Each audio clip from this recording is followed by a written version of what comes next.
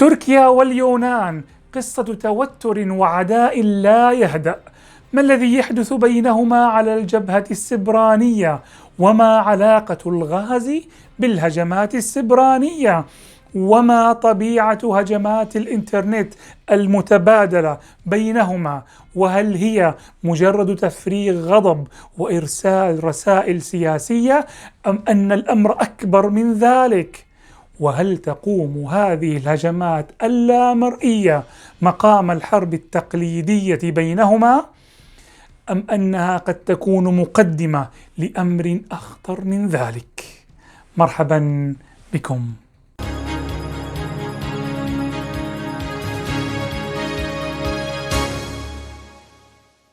لم تكن العلاقة يوما بين اليونان وتركيا جيدة على مر السنين بسبب العديد من الملفات الشائكة. آيا صوفيا مثلا وتحويله إلى مسجد كان من الملفات التي أثارت حافظة اليونان الأرثوذكسية، لأن الأخيرة ترى أن لها أحقية تاريخية في آيا صوفيا ولا يحق للأتراك التصرف بها. قبرص هذه الجزيرة هي مثال آخر على التوتر، لأنها منقسمة إلى قسمين، يوناني وتركي، وتركيا هي الدولة الوحيدة التي تعترف بقبرص الشمالية وتقدم لها دعم سنوي يقدر بحوالي 700 مليون دولار أمريكي. الهجرة هو الملف الثالث الشائك بينهما، لأن اليونان تتهم تركيا بتسهيل تدفق اللاجئين لإغراق اليونان بهم. لكن أكثر الملفات خطورة بين الدولتين والذي كان سببا في الهجمات السبرانية أو هجمات الإنترنت هو ملف الغاز الطبيعي. باختصار شديد، تركيا دولة غير موقعة على اتفاقية الأمم المتحدة لقانون البحار، بعكس اليونان وقبرص اليونانية. الأمر الذي يجعل التوتر عاليا وخاصة بين تركيا واليونان لأن كل منهما له تفسير مختلف للمناطق البحرية الخالصة له. ازدادت الأمور سوءا مع اكتشافات الغاز الطبيعي في شرق البحر المتوسط وتكالب الدول للسيطرة على الخط التجاري لتصدير الغاز الطبيعي. حدث اتفاق بين إسرائيل وقبرص اليونانية واليونان على مد خط غاز تجاري من إسرائيل وعبر قبرص واليونان إلى إيطاليا والاتحاد الأوروبي.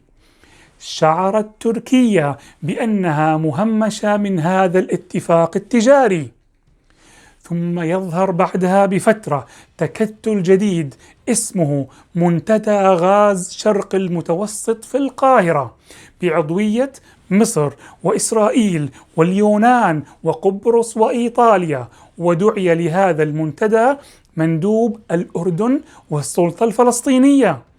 كما حصل اتفاق بين هذه الدول على تحويل المنتدى إلى منظمة إقليمية لاحقا.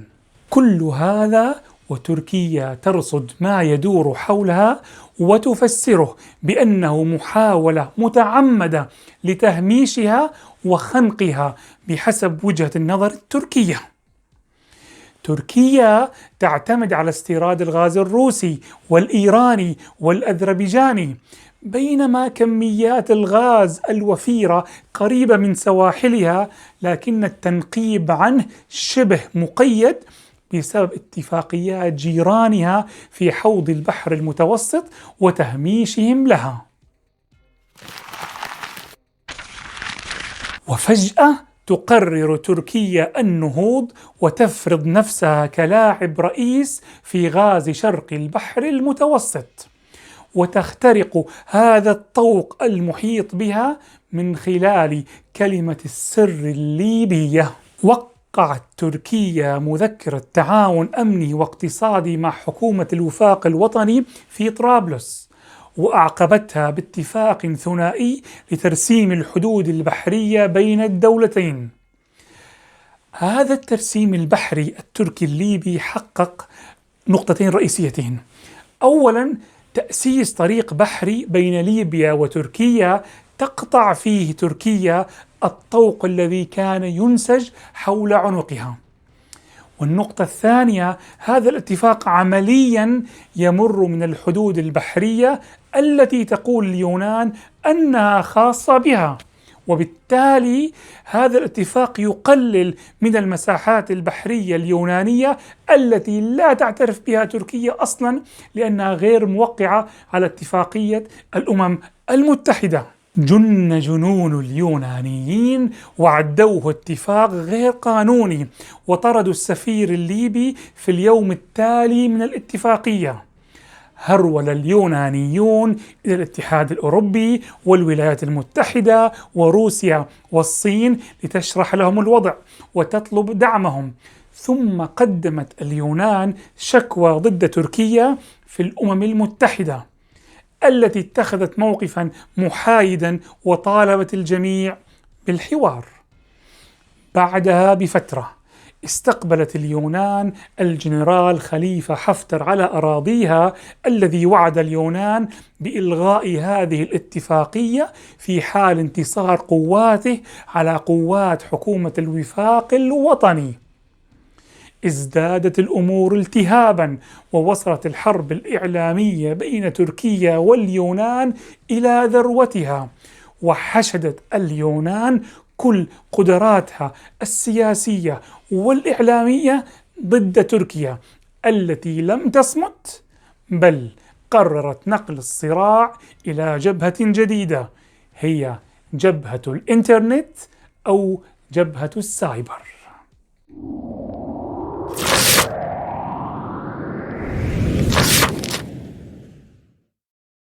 في يناير 2020 تقوم مجموعة تركية سبرانية بشن هجمات سبرانية واسعة النطاق تستهدف حوالي 30 موقع إلكتروني يوناني من القطاع العام والقطاع الخاص. ضربت هذه الهجمات يا جماعة الخير مواقع إلكترونية حساسة وعطلتها، هي كانت مواقع إلكترونية يونانية سيادية مثل البرلمان، وزارة الداخلية، وزارة الخارجية، موقع الاستخبارات الوطنية، إضافة لهجمات تركية أخرى على المواقع الإلكترونية اليونانية لمرافق أخرى مثل وزارة المالية والبورصة اليونانية.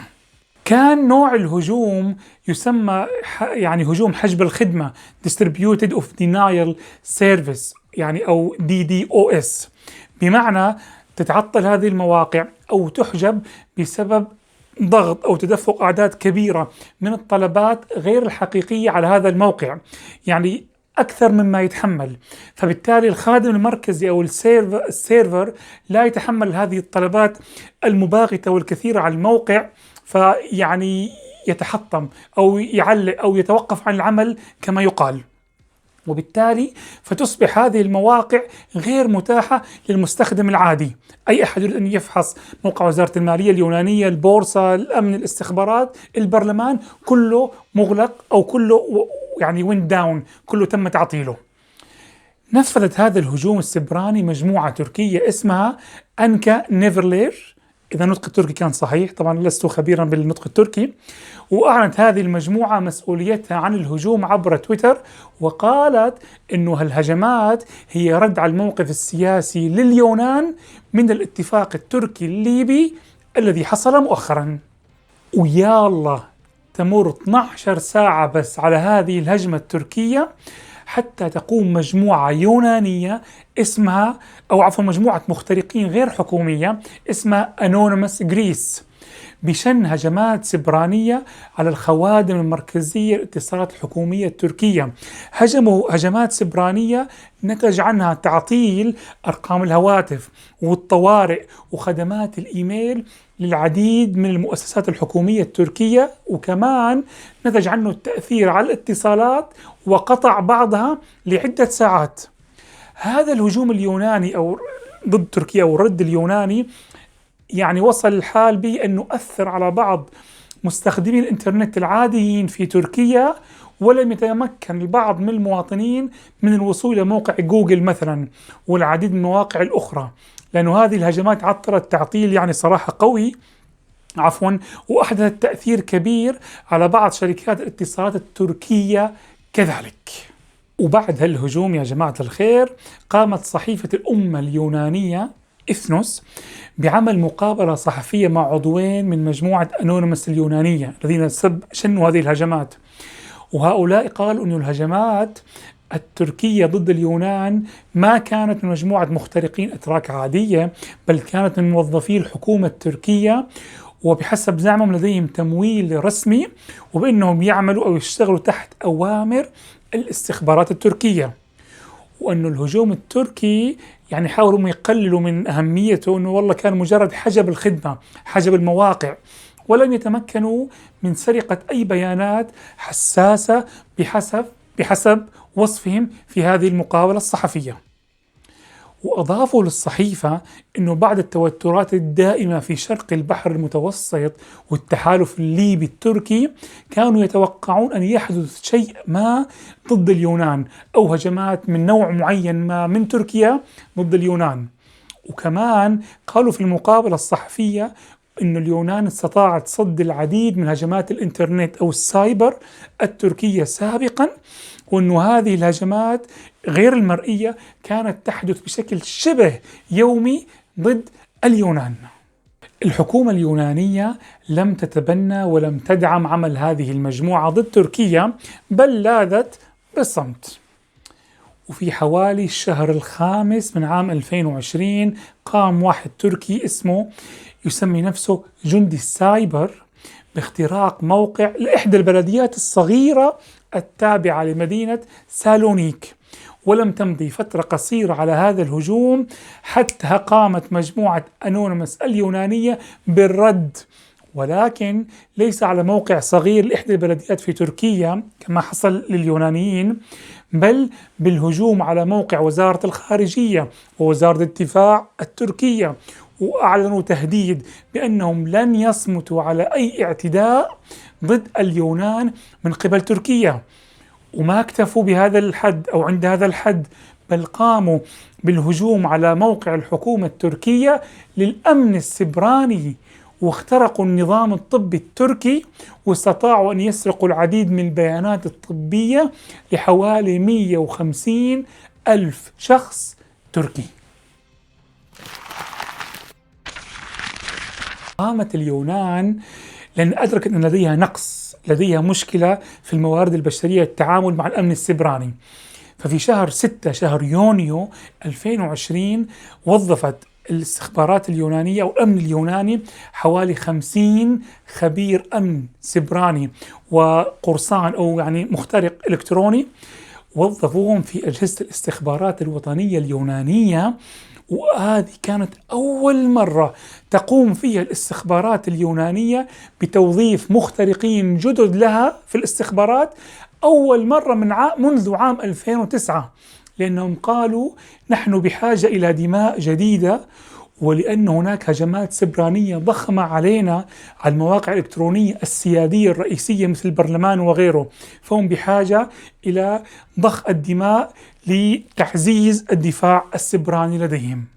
وبعدين في شهر 8 أغسطس تقوم مجموعة تركية سبرانية جديدة اسمها كينجلار، كمان مرة ثانية سامحوني نطقي التركي لست يعني جيدا. هذه المجموعة تقوم بالهجوم على البرلمان اليوناني للمرة الثانية، وتخترق موقع البرلمان اليوناني، وتهدد بنشر البيانات التي حصلت عليها من هذا الموقع، وتقول سوف ننشرهم على الملأ أمام الناس كلهم كما يقال. ثم قاموا بشن هجمات سبرانية أخرى على مواقع إلكترونية حساسة، ووضع فيها المخترقون الأتراك هذه المرة صورة سفينة التنقيب التركية مكتوب عليها من باب التهديد: لدينا جيش يحب الموت والشهادة كما تحبون الحياة. كان هذا الهجوم بمثابة تصعيد آخر واستفزاز، لأنه الأتراك وضعوا صورة سفينة التنقيب التركية وأردفوا هذا الكلام. بعدها بأيام تقوم جريدة الديمقراطية اليونانية على الصفحة الرئيسية بكتابة ألفاظ يعني بذيئة وهجومية ورسومات فاحشة ضد الرئيس التركي رد على هذه الهجمات السبرانية والتوتر العام طبعا بسبب الغاز، لدرجة يعني كانت هي مسيئة، لدرجة أن وزير الخارجية التركي استدعى السفير اليوناني في أنقرة ليحتج على ذلك. ثم بعدها يقوم مخترقون أتراك باختراق موقع الجريدة ويكتبون رسالة على الموقع.